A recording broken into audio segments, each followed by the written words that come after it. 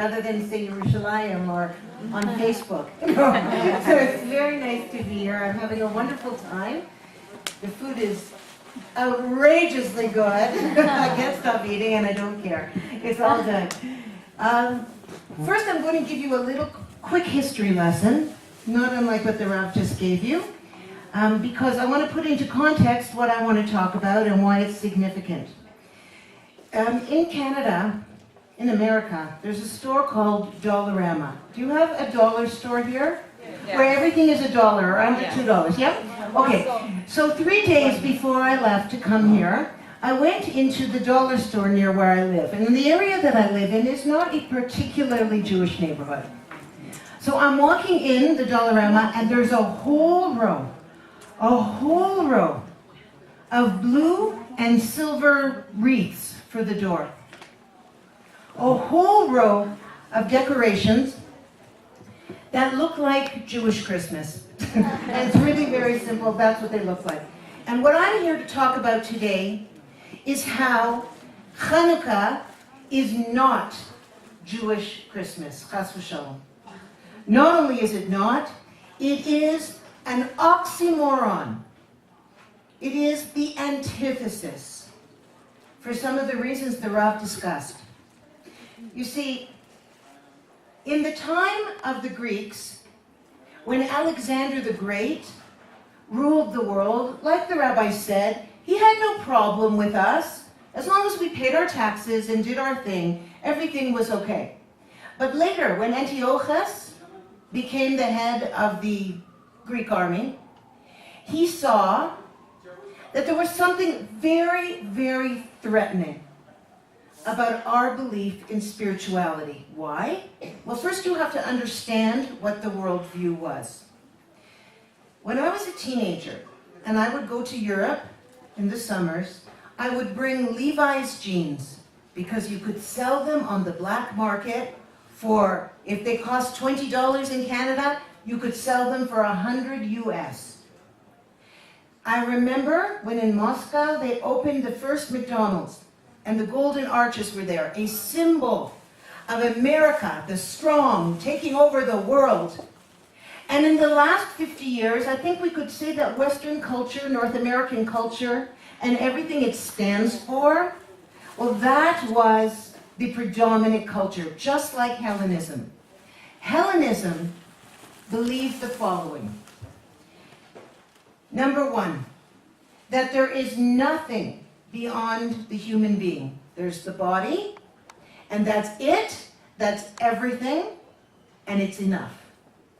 They believed in the disciplines that we today benefit from. There is no question that the Greeks gave the world the seat of democracy, architecture, design, athletics, music, philosophy. Great things came from the Greeks.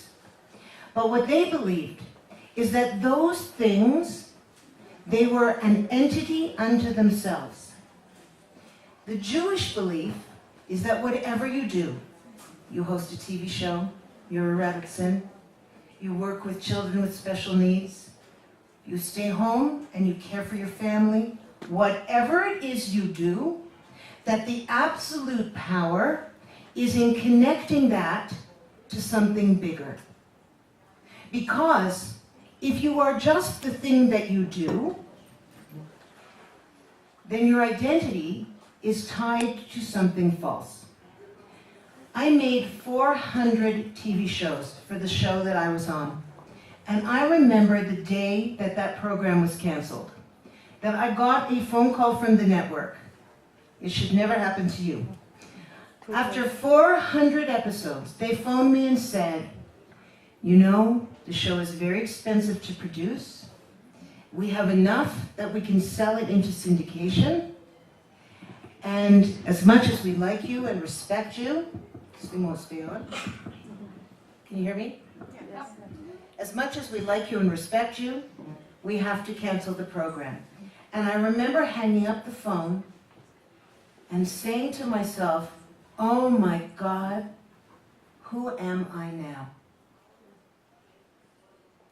As though everything that I was attached to what I did. I would go to the shopping centers over the years after I stopped working in television, and people would say to me, "Oh, didn't you used to be Adrienne Gold?" Now I'm Janet Smith. Yes. Greek culture was such that the highest form of the human being was his body. This is why that the Olympics, the original Olympics, they were held in the nude. This is why in the gymnasiums that opened all over the continent, that working on your body became the primary thing, because there was no soul. So I'm just going to ask you a quick question. I believe we have some prizes. Are we a body that has a soul, or are we a soul that has a body? What do you think? Put your hand up. Two souls that has a What do you body. think? Okay, you think you're a soul that has a body. Okay. So that's true. That is what Judaism believes. But the Greeks believed that you are a body and there is no soul. There is nothing to attach you and your physicality to anything else. You know how you can tell? Do you remember studying Greek mythology in high school? Do you remember the gods? The gods were half human and half God. Or they were half animal and half God. What was the purpose of that? Well, the purpose of that is very simple. If the God is just like you, then you can do whatever you want. There's no standard. Let me give you another example. It's a story. Once, there was a town. This village had been there for hundreds of years. In the center of town, there was a building, and on the top of the building, there was a clock tower. When people would go about their business during the day, they would look at their watch, and they would look at the clock. And if they saw that the clock's time was different from their time, they would quickly adjust their watches, because let's face it, the clock was the accurate one. After some years, a bunch of people became very frustrated. They said this: "Why does the clock have to be up so high? We hurt our necks literally looking up at it. Why can't we bring it down to eye level so everyone can see it?" And after much fighting and complaining and arguing, finally, after 100 years, they took the clock from the tower and they brought it down to eye level. So what do you think happened? I'll tell you what happened. People would walk by and they'd look at their watch and they'd look at the clock. And they'd say, "Oh, well, I must have the right time." And they would adjust the clock. And so many people did this over so much time that eventually they broke the clock. The clock was impossible to fix, and they threw it in the trash. The Greeks said, not only is that too high, but we'll bring it to eye level. Our gods will be like that clock. They will be like us. They'll be flawed, imperfect. Because if something that you're supposed to aspire to is too difficult, if it's too hard to look up, if it asks too much of you, then life gives you two choices. You either say, "I'm doing the best I can, sorry," or you throw it away. In Greek culture, the first thing they outlawed was circumcision. Why? Because if you did exercise in the nude, and the Olympics were done in the nude, you wanted to look like the great Olympiads. Jewish men would have surgeries to restore their foreskins. They would hang weights at the bottom to pull the skin back over their glands so that they looked like the Greek men. Men named Yoshua changed their name to Jason, like Jason and the Golden Fleece, Jason and the Argonauts. There were so many of us, and it wasn't just a few Jews, it was most of us. We very happily went, we'll be just like them. Hanukkah, and the story of Hanukkah happens to commemorate a battle. A very small group of yeshiva-like boys. I want you to imagine the black pants, the white shirt, little stain under the arm, it's like dandruff on the sweater, like that, like the small little Jewish boys. I want you to imagine that they all leave, what's that area called? Let me, just a second, in here in Mexico City, I know, don't tell me. Polanski?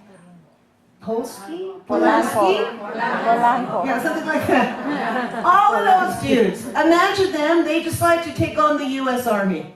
I don't think so. But a small band of Jews did. And they went into the fields and they did like a guerrilla warfare. And they fought. And what should have been impossible happened to become a battle, and they won. That was the primary miracle. We learned something very powerful from that. And this is a deep Jewish truth. Even when things seem impossible, you do it anyway, if it's the right thing to do. Our Mishnah teaches us, it is not upon you to complete a task, but you are not free to not start it. This is true of your marriages, of your children, and it's true of whatever is truth. Even if it looks impossible, if it is right, you do it and God helps you. So then, the Hellenists and the Greek regime had brought pigs into our temple. Idols everywhere. Finally, by the time we got back into the temple to rededicate it, we found only enough oil for one day, and it burned for 8. So here's 2 statements for you. Why do we celebrate the miracle of the oil and not the war? Well, there's 2 reasons. Number 1, Jewish people, when we are forced to, we defend with a sword, but we fight with light. Number 2, the Chanukiah is lit with olive oil. Why are Jews like olive oil? You ever make a salad dressing? You shake, you shake, you shake, you shake, you shake, you shake, you shake, and what happens after 2 minutes? It rises right back to the top. It separates. We are different. Not better, not worse, different. We are meant to be an or lagoyim, a light to the nations. Our light that we're supposed to put in the window of our house is to remind ourselves and the world we have a job. So I want you to look at this. What is this candle called? This is the shamash. Why is that significant? Is the shamash, does it count as one of the 8 candles? No. But you notice that it's slightly elevated, a little higher. We, Jewish women, are shamashim. Why? Our job is to take our light and to light other wicks, our children. You take the light, you hold it to the wick just until the candle burns on its own. And then you do the next one, and the next one, all the way through, and after every time you light it, it goes back in its place, separate, slightly elevated, but separate. One of the biggest mistakes that Jewish mothers make is that we don't know how to be the shamash. We want to be one of the candles.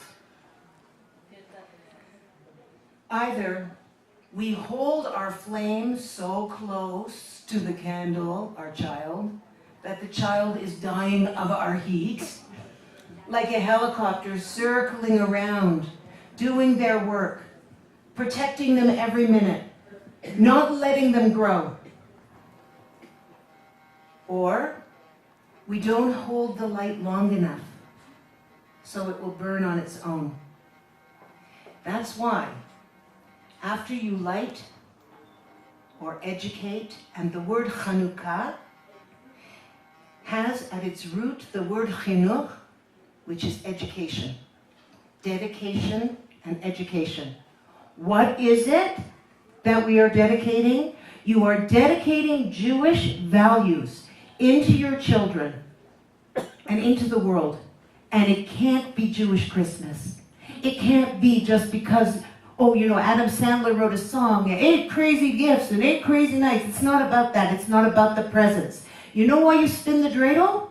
Because they forbade us to study Torah. So the boys would gather on the corners and they would pretend to be playing a game of tops with Chanukah geld, with money. So if the soldiers came and said to them, "What are you doing?" They'd say, we're gambling. This is why we use the dreidel. This is why we have the geld. We celebrate the light. That's our job. As a Jewish mother, when your children are very, very small, you are like the director in a play. Your job is to pick them up, move them, put them to bed. Your primary goal when you have small children is for them to go to sleep. And when they're older, it's for them to wake up. And you have that job. But by the time they become teenagers, your job is to become the supervisor, the shamash. What does a bad supervisor do? A bad supervisor micromanages, is in your child's face every minute, asking too many questions. Where are you going? What did you do? Who were you with? Who was there? Did you smoke? Did you drink? Did you eat? What did you have? Did you do this? Did you do that? Who played with you in school today? Do you have any friends? Did anyone ask you out? Did somebody say they liked your dress? Bad supervisor. Just like if you were at work, someone tried to do your work for you. Somebody tried to tell you every time you were wrong. They wouldn't let you work on your own. Bad supervisor micromanages and takes the flame and burns the person they're supposed to do the chinuch. But a Jewish mother, a shamash, you stand slightly separate and you wait until one of the flames maybe sputters out, and then you go back and relight it if necessary. Otherwise, stay back. When your children become adults, then you're a consultant. You don't speak until they ask you. But at this phase in your life, being a shamash is your job. How do we light up the world? So I want you to know 2 stories. First of all, we never compromise what we know is truth for the sake of the culture around us. In the Janowska Road camp during the middle of the war, Rabbi Israel Spira, a great rabbi, the Blujover Rebbe, was one day cutting wood with another Jew in the camps, sawing wood. He was very tall, and the man who he was sawing with was very short. The Nazis like to do things to make us look humiliated. So one had to bend over, and the other one had to stand up. It made the job harder. The men were starving. They were dying. And suddenly they heard a screaming, the likes of which they had never heard before. And many, many people running. And they saw a wagon. It was called the Children's Action. This was when they were taking the precious, beautiful Jewish angels, the little children, to the ovens. And the screaming and the crying from the mothers and the fathers that ran alongside them could open up the heavens and destroy it. Suddenly, out of nowhere, a woman who looked feverish and crazy stops beside the rabbi and says, "Give me a knife." And the rabbi turns to her and he says, "My dear, you will get to the world of truth soon enough. We Jews, we're not supposed to hasten that. You can't take your own life." And the Nazi came over, because they weren't allowed to talk, and he said to her, "What are you talking about? What did she say to you? And Rabbi Spira said, she asked me for a knife.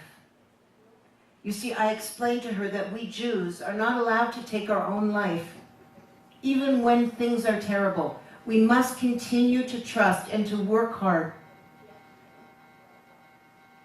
But by this time, the woman had seen the outline of a knife in the Nazi officer's uniform. And with a confidence beyond belief, she turned to him and she said, "Give me your knife." And maybe he was shocked. Maybe he was shocked because prisoners didn't speak like that. He reached into his pocket and handed her the knife. Surely he wanted to be amused at her taking her own life. She leaned over onto the ground and she picked up a dirty bundle of rags and she started to unwrap it. Inside the rags, on a pure snow-white pillow, was a newborn baby. She leaned over the baby. She said the words of the bracha for Brit Milah. She circumcised her son. She turned to the Nazi and she said, "Hashem, Rabbana Shalom gave me a perfect, healthy boy. I return to you a kosher, healthy Jew." And she handed the baby to the Nazi officer. This is light.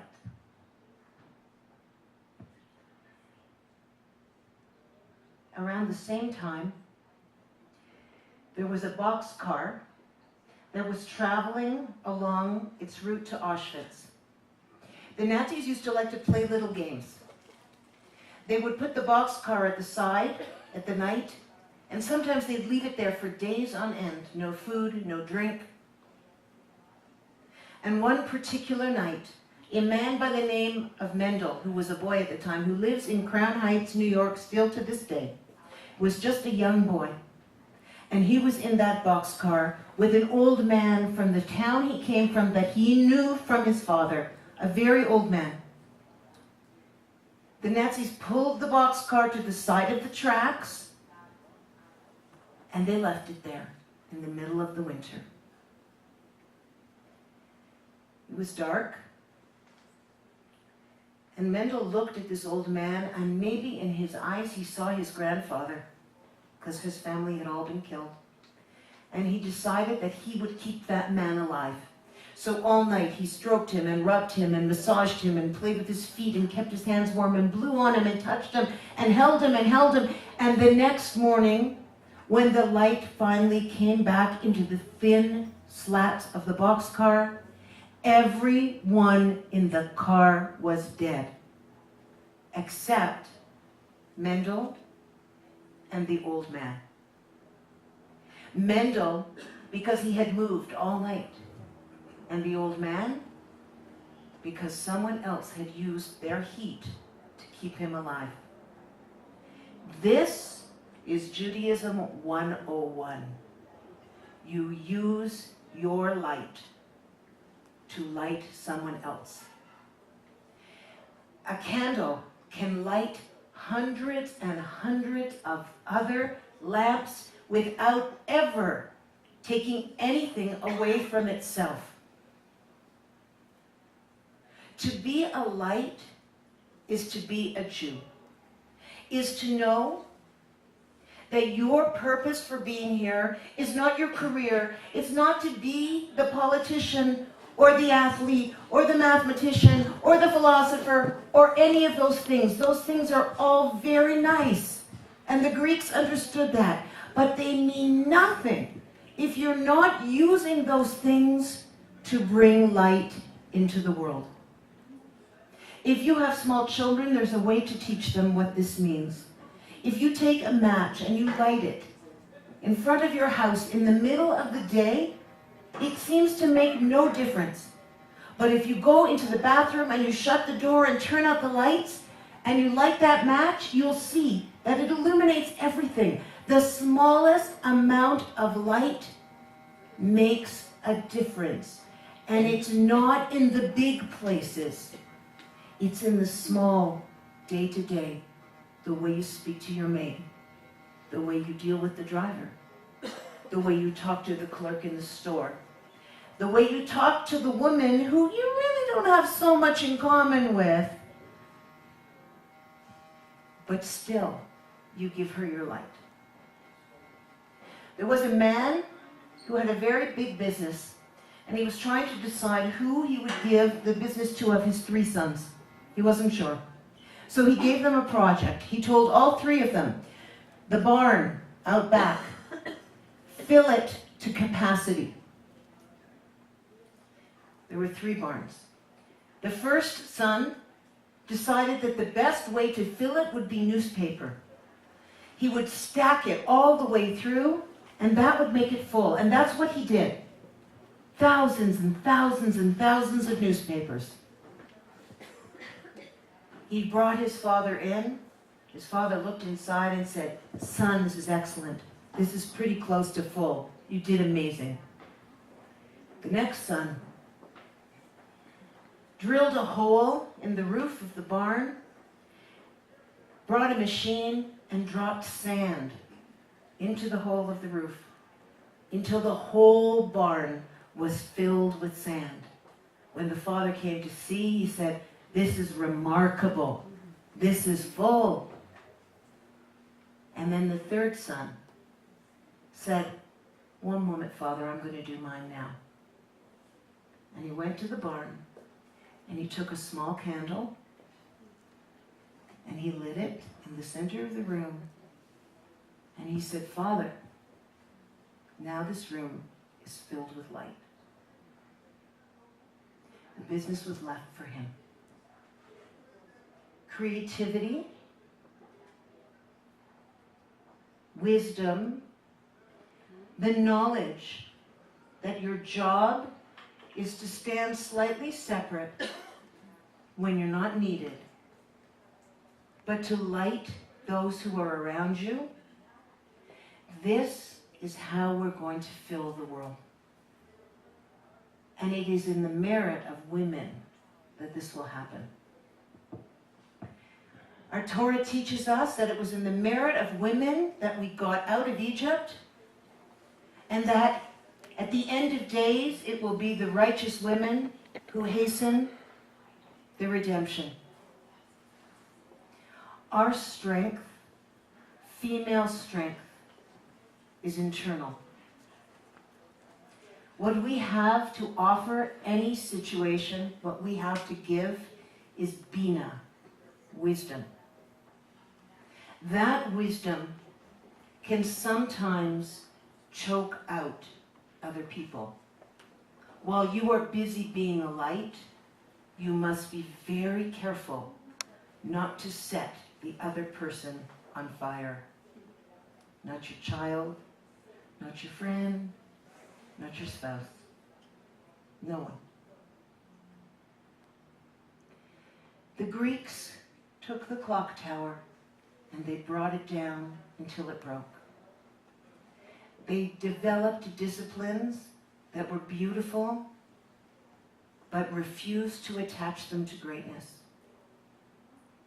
The Jews have always been about the marriage of the soul and the body. I will finish by telling you one more story that illustrates this best of all.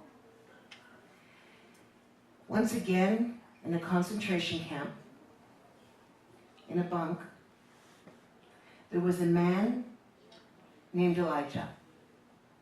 Elijah was old and broken, like all of the men were, skin and bones, starving. But Elijah had dignity. Every night, after the meager dinner of dirty water that was supposed to be coffee and bread that was mostly sawdust, the men would go back to their rooms, to their bunks, and the Nazi officers would come in with the big margarine tub. And the men would throw themselves at it, licking the oil that was stuck to the sides of it. And the Nazi officers would laugh. Those beasts would laugh. Look at them. Ugh, disgusting. We were starving.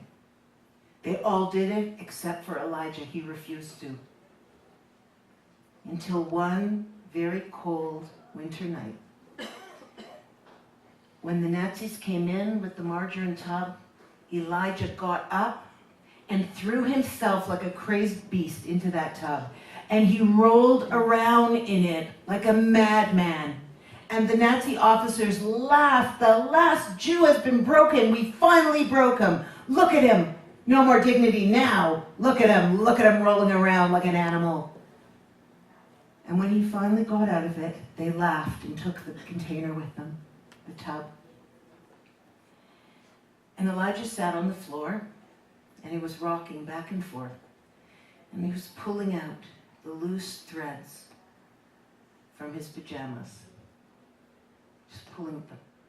And the men went, my God. Elijah always had dignity. He never lowered himself. He wouldn't jump in that tub and he wouldn't eat like we did because he cared too much about his dignity. And now he's gone too. Then Elijah took his one last possession, which was a potato, and he started to pull holes in it, poke holes in it. And then he took the threads and twisted them into wicks because they were covered in grease and oil. He put the wicks in the holes of the potatoes. He reached into his pocket and pulled out his matches. He turned and he said to the men, gentlemen, tonight is the night for the first lights of Hanukkah. That's a Jew. We do not humiliate ourselves for the body alone. But when we can attach the physical to the spiritual, sure, go ahead and laugh. We'll roll around in that tub. This isn't to feed my belly. This is to feed my neshama. This is the Jewish way. And this is the meaning of Hanukkah. Do not separate the body from the soul. No matter what the culture tells you, no matter what your work life is, there is more importance in the world than the physical. It's hard to find the time, but there are classes, there are teachers, there are books, there are trips, there are things online. Women, be a shamash. Be the light that you want to see in the world. And never separate who you are in your body from who you could be if your body and soul work together. Happy, happy, happy Hanukkah.